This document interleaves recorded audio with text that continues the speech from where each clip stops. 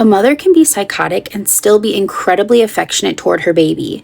And I think that's something we really need to talk about when we talk about postpartum psychosis. Chandra and colleagues published a study in Archives of Women's Mental Health looking at 108 women who had developed severe mental illness after giving birth.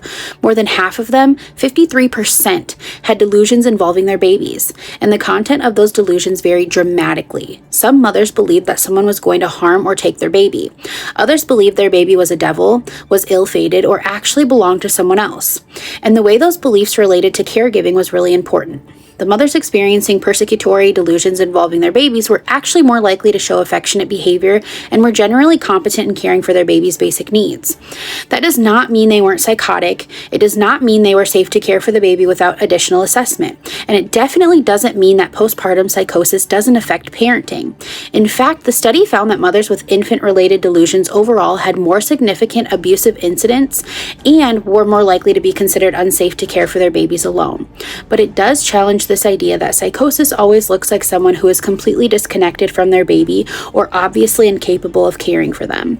Someone can be experiencing a delusion and still feed their baby, change their baby, comfort their baby, and show genuine affection toward them. Those things aren't mutually exclusive, and I think this matters when we're assessing postpartum psychosis because we can't determine the severity of someone's psychosis just by watching whether they seem like a loving mother. We have to assess the actual content of the psychosis. A mother saying, "I'm terrified someone is going to hurt my baby," is very different from a mother who believes her baby is an evil supernatural being or that the baby isn't actually hers.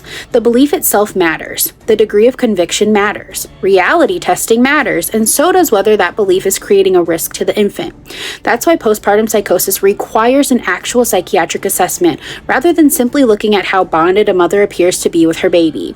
A mother can love her baby deeply and still be psychotic. She can be attentive and affectionate and still be experiencing a psychiatric emergency.